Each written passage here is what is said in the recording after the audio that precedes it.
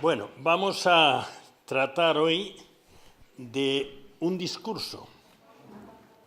Y yo hablaré algo de los discursos. En el libro de los Hechos hay 10 discursos interesantísimos. Creo que pocas veces nos paramos en este contenido del libro. Hay un discurso de Esteban, que es el más extenso. Hay 3 discursos importantísimos de Pedro y hay 6 discursos de Pablo. Hoy veremos un discurso de Pablo, el cuarto de ellos. Y en los discursos hay una secuencia que es interesantísima. Si os fijáis y leéis lo anterior y lo de después, os daréis cuenta rápidamente. En los discursos hay una situación que requiere una explicación y después viene la explicación, que es el discurso. Y después del discurso hay unas consecuencias, un resultado. Esto se da en los 10 discursos. Solamente es necesario leer un poco de antes, un poco de después y el discurso y veréis cómo encaja en los 10 discursos. No en balde es palabra de Dios y están puestos ahí por inspiración del Espíritu Santo. Así que hoy vamos a ir al cuarto discurso de Pablo, que encontramos especialmente en el capítulo 22, pero que empieza, digamos, la introducción en el capítulo 21. Yo he titulado a este discurso, a estas palabras, a lo que veremos hoy, lo he titulado El último intento o la última oportunidad. Porque en realidad fue la última vez que Pablo habló a los judíos en el templo, en el lugar más importante para hablar las cosas de Dios.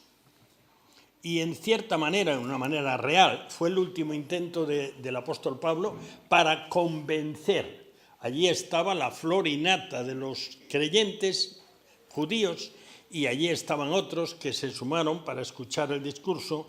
Era para Pablo un intento de convencerlos de la realidad del Evangelio, de la realidad de la venida del Mesías, de la venida del Hijo de Dios, de la venida de Dios en la persona de su Hijo a este mundo para ser la salvación de su pueblo.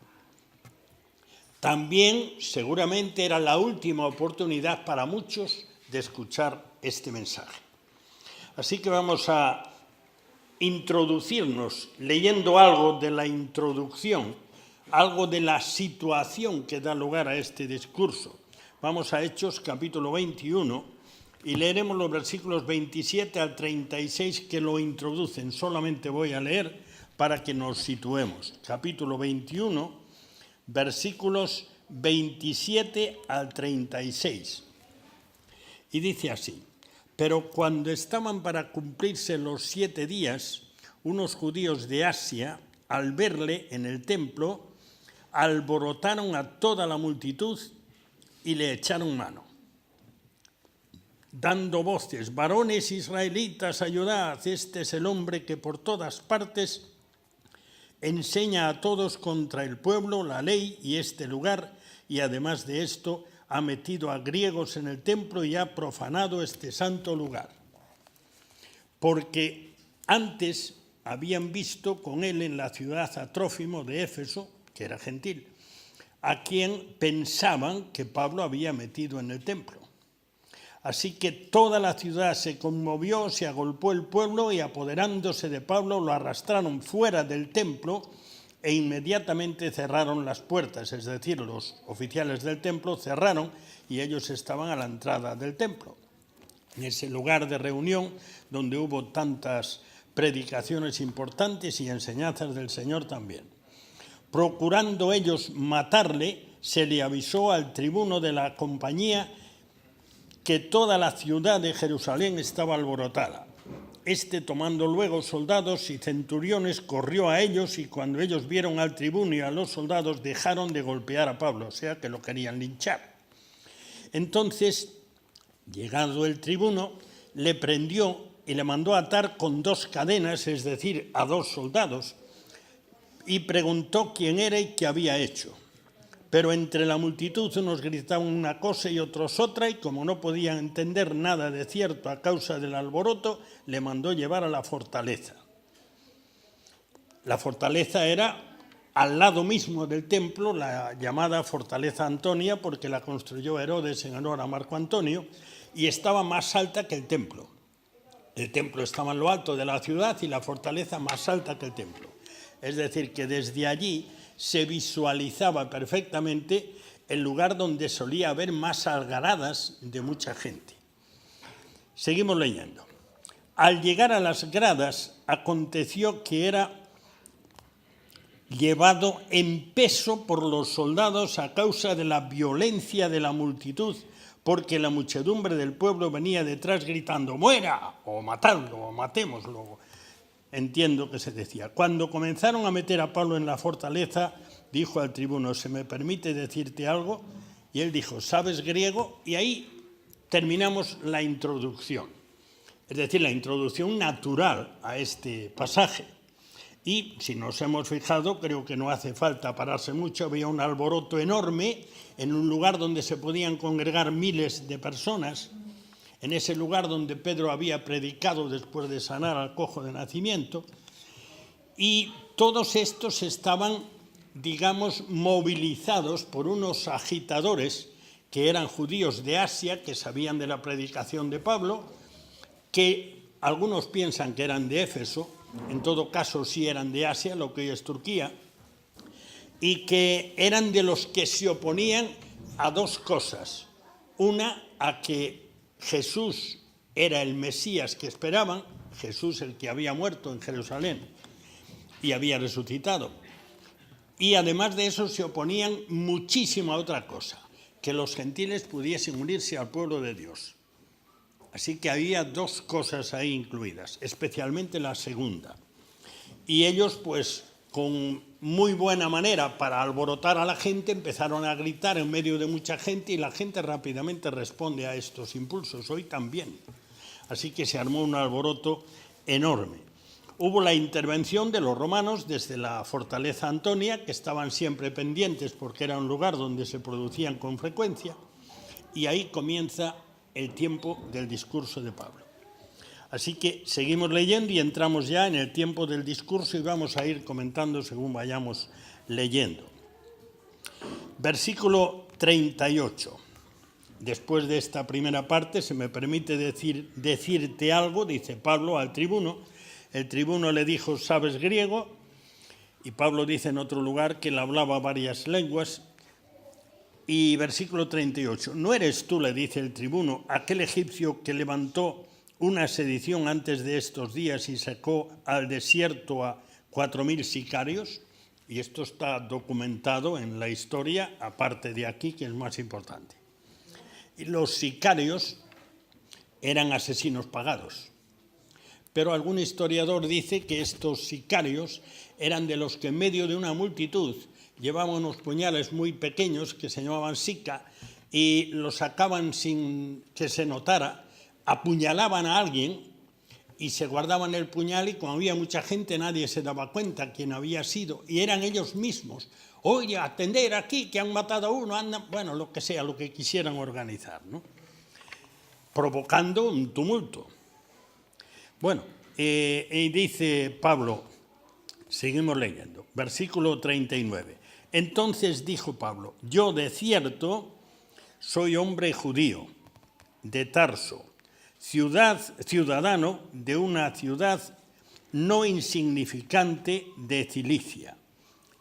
Tarso en ese momento era ciudad universitaria, no había muchas universidades en aquel tiempo, o algo semejante por lo menos, pero era un centro donde había estudios de alto nivel. Sigue diciendo Pablo, te ruego que me permitas hablar al pueblo. Ahora pensar en la escena. El pueblo está haciendo un barullo impresionante, mata lo que muera, mata lo que muera. Y el tribuno está preocupado porque lo que quiere es tranquilizarlos, porque si no su propio prestigio pues podía verse muy afectado. Seguimos leyendo. Cuando él se lo permitió, de alguna manera Pablo le explicó, o de alguna manera el tribuno entendió que aquel no era un hombre cualquiera y que a lo mejor resultaba para tranquilizar al pueblo. Seguimos leyendo. Cuando él se lo permitió, versículo 40, Pablo, estando en pie en las gradas, hizo señal con la mano al pueblo y hecho gran silencio, habló en lengua hebrea. Ahora, situémonos en la escena. Sigue habiendo un enorme barullo y Pablo está encadenado a 2 soldados y al mismo tiempo está en un lugar privilegiado como púlpito, porque están las escaleras que subían a la fortaleza, que hemos dicho que estaba más alta que el templo, lo cual quiere decir que dominaba con la vista y parece que con la voz también, por los resultados que hay, a toda la gente que estaba reunida.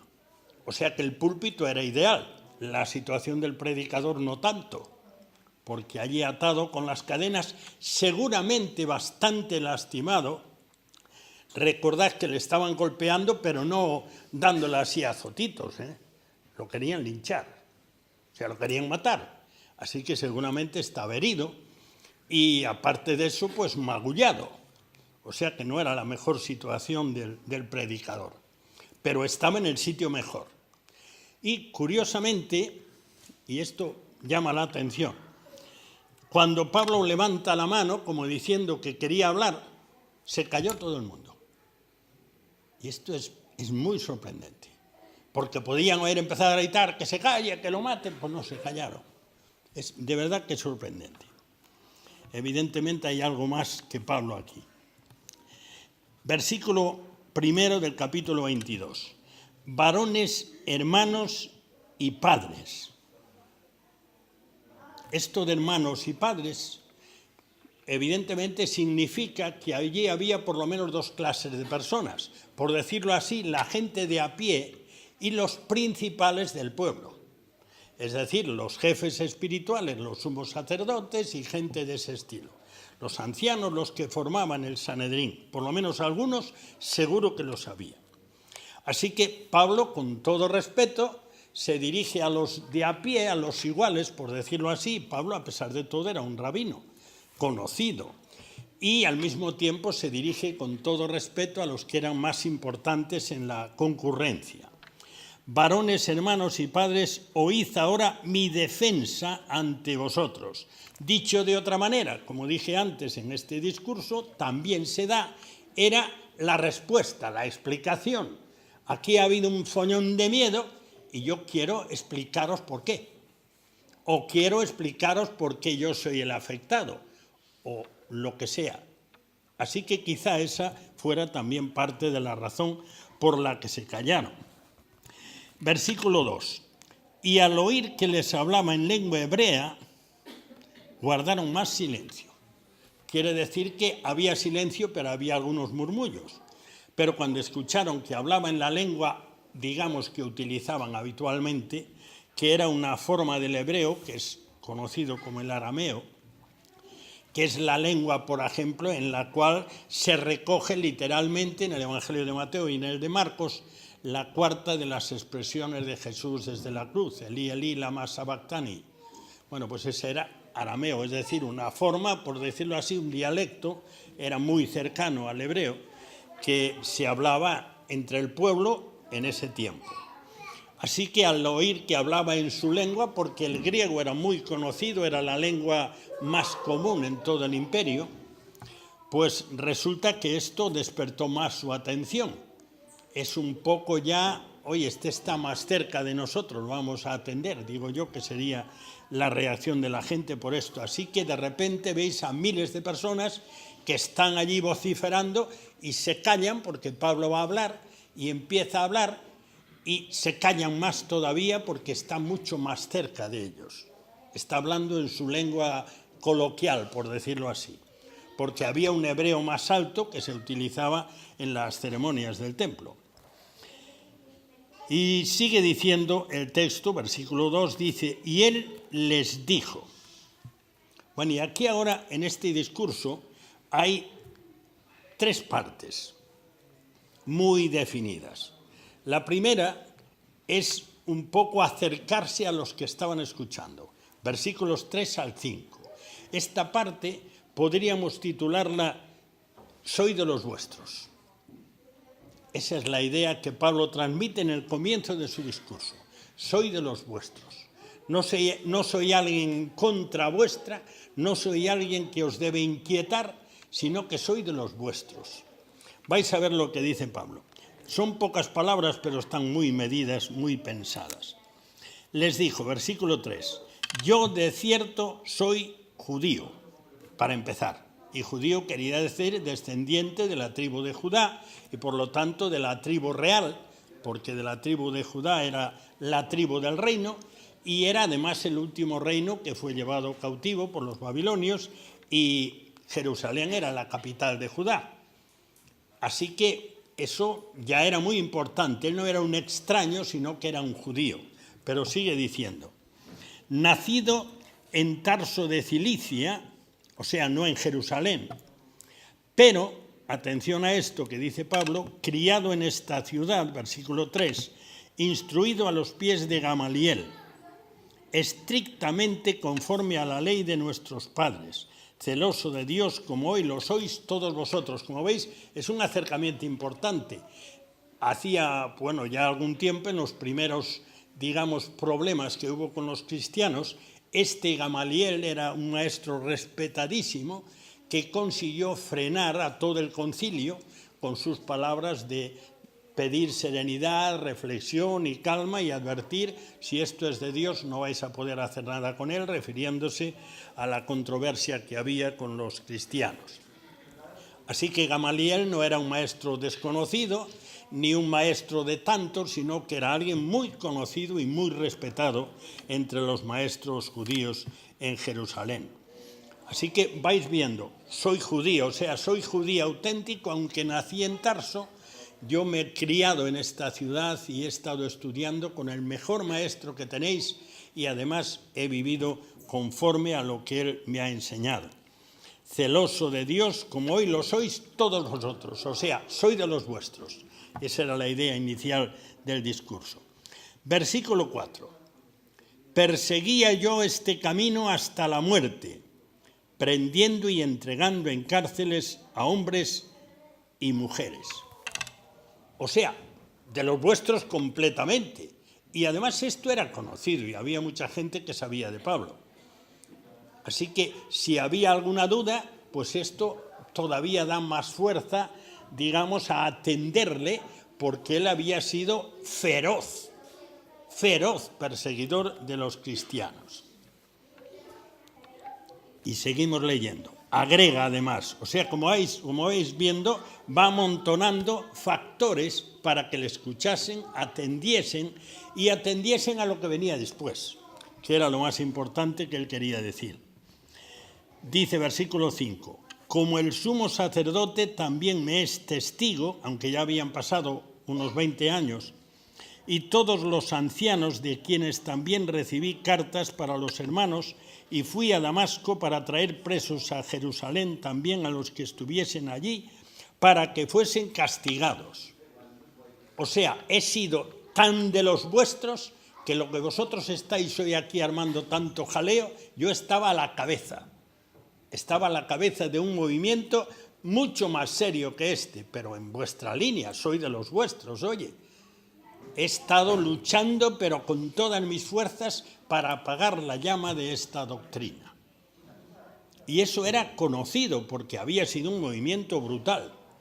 Había llegado a muchísimas personas y había habido presos y muertos y de todo. Entonces, al llegar aquí, digamos que se termina esta parte de la defensa de Pablo. Ya ha llegado a sus escuchantes y están todos, oye, pues sí, mira, vaya, pues no habíamos pensado eso. Y habría mucha gente que oyó el alboroto, pero no se había enterado casi de lo que se había dicho, ¿no? Así que su origen y preparación era perfecta, como rabino que era. Su funcionamiento como líder de la pureza judía era una prueba de que él había sido no solo judío de verdad, sino que había dado un paso más para defender la pureza de la fe judía. Y además de eso, no es que había andado en la sombra y de repente, oye, este tío ¿qué hace? Que está ahí luchando y defendiendo la fe judía contra los cristianos. No, es que además había tenido el respaldo de todos los dirigentes para ejercer esa represión de una forma organizada, o sea, con el respaldo de todos los que mandaban. Por lo tanto, al llegar a este punto es evidente que los que estaban escuchando pues estaban dándose cuenta y seguro que impactó en muchos, aunque después hay un resultado que veremos al final. Ahora viene la segunda parte de este discurso de Pablo.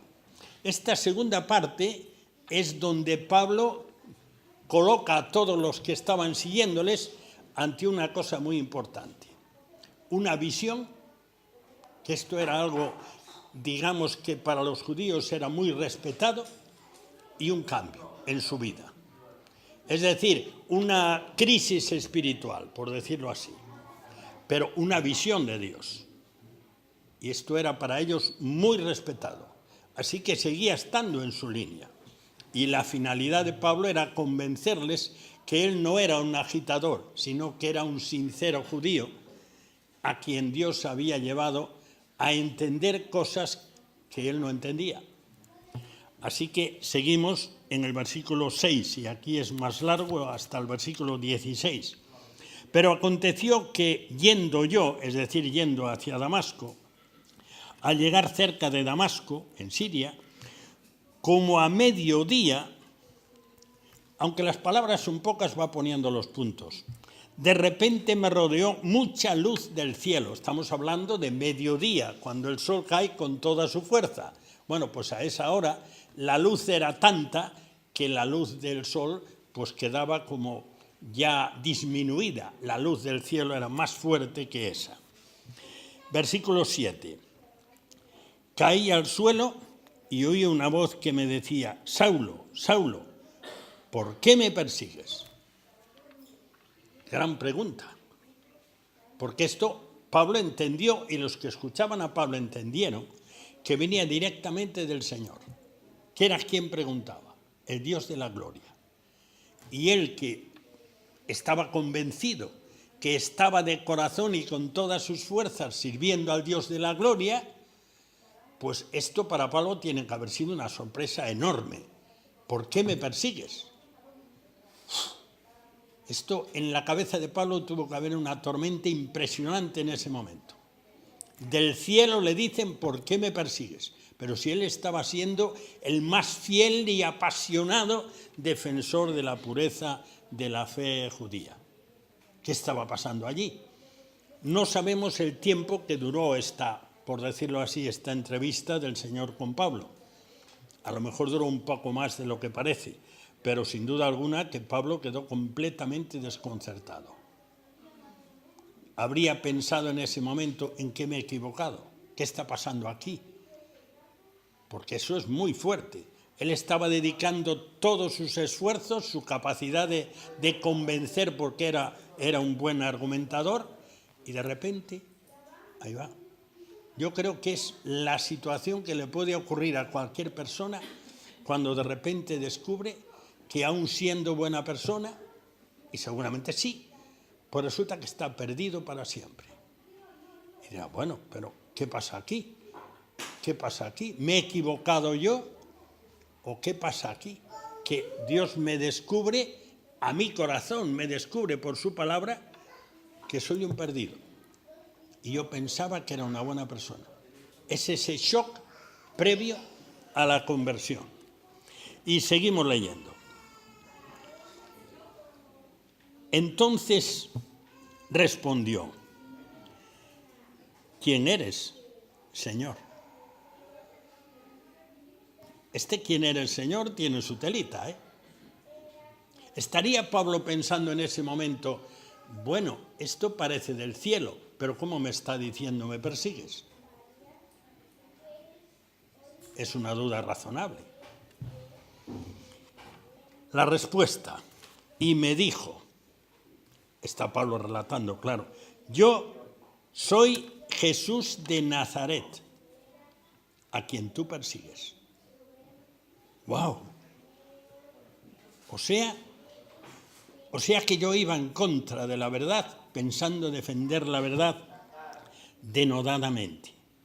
Añade en el versículo 9 una explicación. Los que estaban conmigo vieron a la verdad la luz y se espantaron, porque fue algo muy sorpresivo, de meter miedo, pero no entendieron la voz del que hablaba conmigo. La voz era para Pablo, no era para los que estaban alrededor. Pero ahí sí que Pablo ya entendió. Ahí sí que ya entendió. Dijo, o sea que yo he estado luchando como una fiera, porque era feroz. He estado luchando como una fiera, nada menos que contra el que pensaba estar defendiendo. ¡Qué frustración! ¡Qué sentimiento de fracaso, de vergüenza! De hecho, esto a Pablo le duró toda la vida, porque después lo menciona varias veces en sus cartas. Esa sensación de fracaso que él había perseguido a los de Dios pensando hacer un servicio a Dios. Así que en el versículo 10, Pablo dice, ¿qué quieres que haga? ¿Qué haré, Señor? O sea, ahora ya Pablo se doblega. Y es que es todo un proceso de una conversión que de una manera o de otra, con una intensidad mayor o menor y en circunstancias pues en cada caso diferentes, se produce exactamente cuando hay una conversión sincera a Dios. Se produce primero ese shock. Ahí va. Yo que pensaba que todo estaba bien, a lo mejor pensaba que no había nada más y resulta que sí que hay, o a lo mejor pensaba que yo con mi vida pues estoy portándome suficientemente bien para que Dios al final me pase la mano por la espalda y me diga, bueno, no has sido perfecto, pero pasa. Pero resulta que no es eso. Resulta que estoy perdido, estoy equivocado. Qué momento terrible. Pero Pablo pasa ese momento y dice, bueno, entonces, ¿qué hago? ¿Cómo salgo de este lío? ¿Qué hago? ¿Cómo vuelvo atrás de esta atrocidad que estoy haciendo? ¿Qué haré, Señor? Y el Señor me dijo, y pensad en las miles de personas escuchando muy atentamente lo que Pablo explica. Nadie dijo nada. El Señor me dijo, levántate y ve a Damasco. Allí se te dirá todo lo que está ordenado que hagas. Como yo no veía, es decir, quedó como ciego, a causa de la gloria de la luz. Es interesante esta expresión, la gloria de la luz. No solo era luz, sino que Pablo percibió que la luz no era una luz de un foco más potente que el sol, era la luz del cielo. Y eso le impactó con algo más que brillo, algo más. Y sigue diciendo, y llevado de la mano por los que estaban conmigo, llegué a Damasco. Aquí hay otro factor interesante. La luz afectó a Pablo, pero no afectó a los que estaban con él. Pablo quedó como ciego, pero los que estaban con él no. Así que, de alguna forma, el fenómeno llegó mucho más a Pablo, porque era dirigido a Pablo, que a los que estaban con él. Seguimos leyendo, versículo 12. Entonces Pablo simplifica, no va tampoco poniendo excesivos detalles. Entonces uno llamado Ananías, y fijaros cómo puntualiza aquí en relación a Ananías, varón piadoso según la ley, esto era importante ante el auditorio, que tenía buen testimonio de todos los judíos que allí moraban. Es decir, inmediatamente me relacioné con alguien que era alguien de absoluta confianza para la comunidad judía en Damasco. No era un pelagatos que pasaba por allí y se hizo cargo de la situación, sino que era alguien muy serio, conocido, apreciado y respetado. Esto es como cuando él empieza. Yo soy judío, nacido en Tarso, pero educado en Jerusalén por el mejor maestro, pues está en la misma línea. Allí me relacioné con alguien que era una persona muy respetada por toda la comunidad judía de Damasco. Y ahora llega entrevista con Ananías, tal como la relata aquí. Vino a mí y acercándose me dijo: hermano Saulo, recibe la vista. Y en aquella misma hora recuperé la vista y lo miré. Es interesante, ¿verdad? Recuperó la vista y no se puso a ver si tenía todo consigo, si había perdido algún documento o algún listado de los que le habían dado en Jerusalén, sino que se quedó mirando al que le había recibido y que había sido enviado a él de parte de Dios, como le había sido dicho. Y él dijo, es decir, Ananías: el Dios de nuestros padres, es decir, no te has salido del carro, es el mismo Dios del que tú hablas y en nombre de quien venías, aunque vinieras equivocado. El Dios de nuestros padres te ha escogido para que conozcas su voluntad y veas al justo, es decir, a Jesús, y oigas la voz de su boca. Te ha escogido para que lo veas y le escuches. Versículo 15, porque serás testigo suyo a todos los hombres de lo que has visto y oído. Impresionante, impresionante. Esto, al mismo tiempo, para Pablo es un consuelo, porque aunque había sido un salvaje contra los creyentes cristianos, ahora resulta que es recibido para sumarse, pero para sumarse, si queréis, a otro nivel, para tener un encargo especial de Dios para ser testigo suyo, para ir más allá todavía. Y hasta ahí le siguen escuchando con toda la atención. Lo que has visto y oído, lo que había conocido de verdad en su relación personal con el Señor. En otro lugar se habla más extenso de esto, pero no hay tiempo para ello tampoco. Versículo 16. Ahora pues, ¿por qué te detienes? Levántate y bautízate y lava tus pecados invocando su nombre.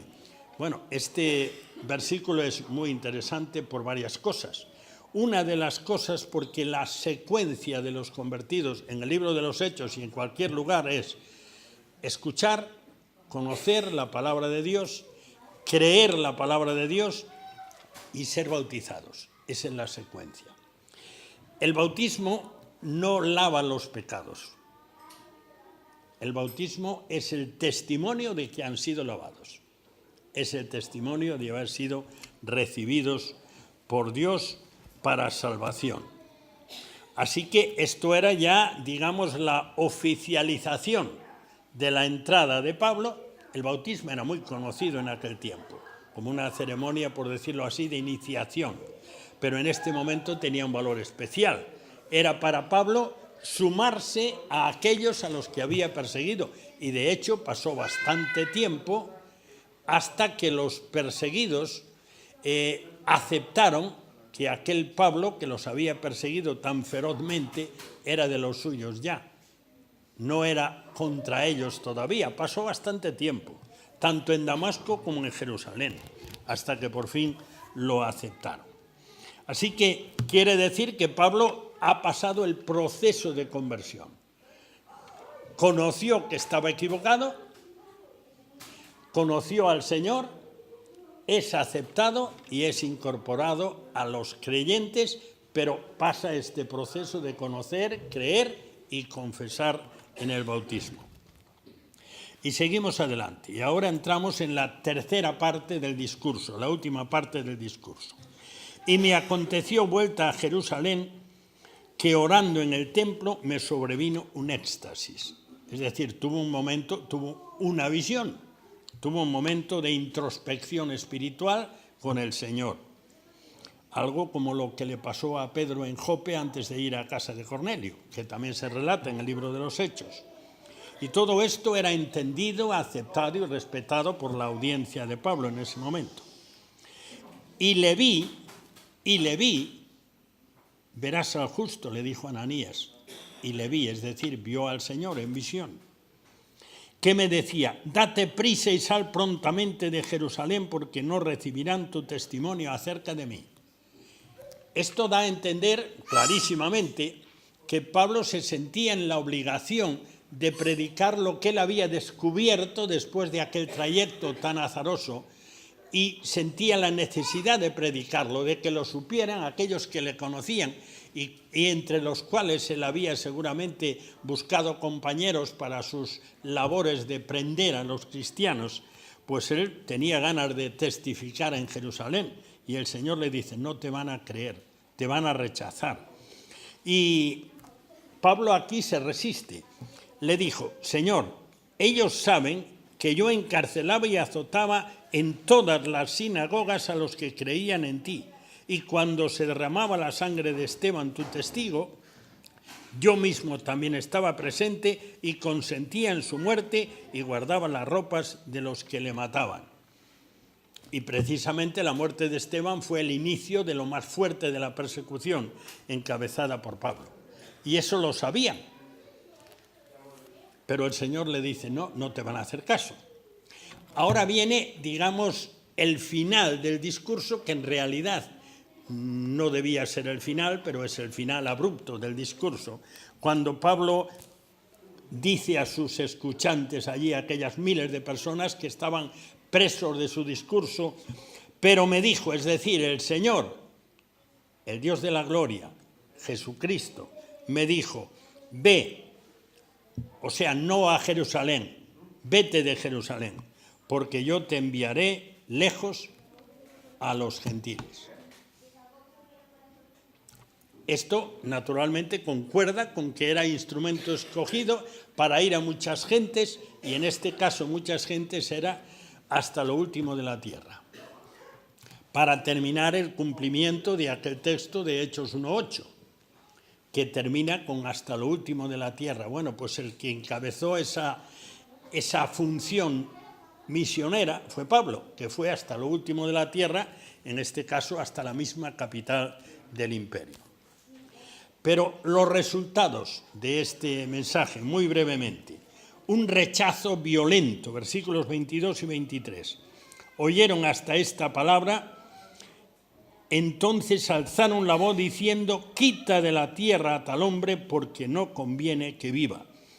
Como ellos gritaban y arrojaban sus ropas y lanzaban polvo al aire, y paramos ahí y seguimos un poco más adelante al versículo 30, y en el versículo 30 nos dice que el tribuno, queriendo saber de cierto la causa por la cual le acusaban los judíos, le soltó de las cadenas y mandó venir a los principales sacerdotes y a todo el concilio, y sacando a Pablo le presentó ante ellos. Es decir, quiso saber de verdad qué es lo que pasaba. Versículo 10 del capítulo 23. Y estamos terminando del todo. Y habiendo grande disensión, el tribuno, teniendo temor de que Pablo fuese despedazado por ellos, mandó que bajasen soldados otra vez, como antes, y le arrebatasen de en medio de ellos y le llevasen a la fortaleza. Parece que no había dado resultado el discurso. Parece. Versículo 11.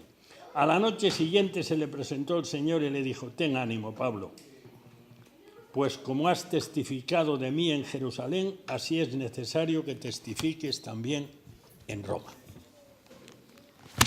Así que el proyecto de Dios para Pablo iba adelante, y para tener los viajes pagos a Roma se los pagaba el imperio.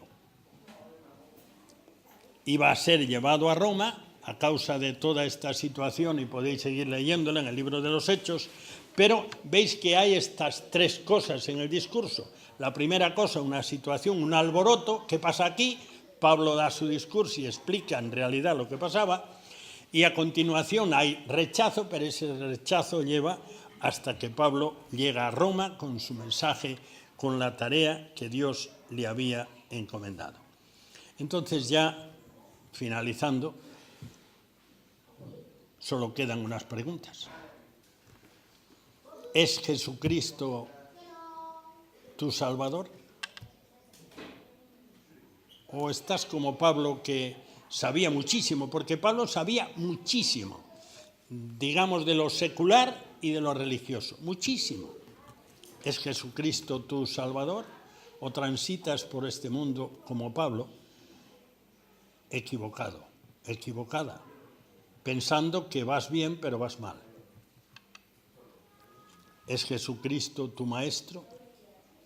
¿Cada día vas aprendiendo de Él por medio de su palabra? ¿Es Jesucristo tu Señor, el que gobierna tu vida? Son 3 preguntas importantes.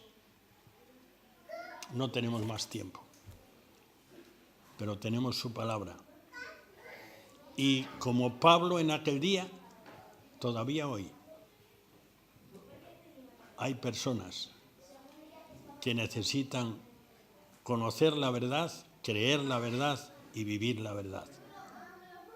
Una auténtica conversión. Oremos. Señor y Padre nuestro, te damos gracias por la riqueza inmensa de tu palabra. Y sobre todo te damos gracias por tu misericordia, que llega hasta nuestra miseria, se compadece de nosotros y nos ofrece algo tan maravilloso y asombroso como es la salvación eterna. Te damos gracias y te pedimos por cualquier persona que en esta mañana esté tan lejos de ti como le estaba aquel hombre que se creía un adalid de la fe. Te pedimos por cualquier persona que esté en esta circunstancia, para que te conozca, te crea y sea salva. En el nombre de Jesús.